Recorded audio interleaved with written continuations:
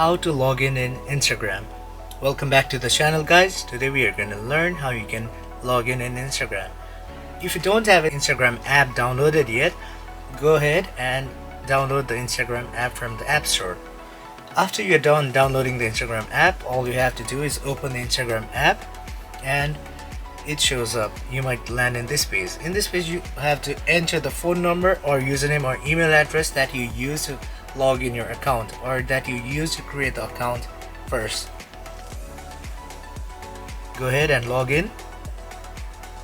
After you have successfully entered your username and password, all you have to do is press go or log in. We logged in or opened.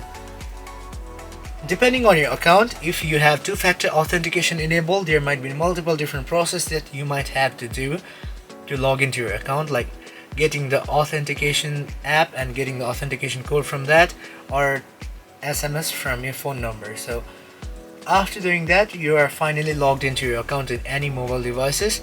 That's it for today, guys. If you got any other questions, feel free to ask in the comment section, and see you guys in the next one.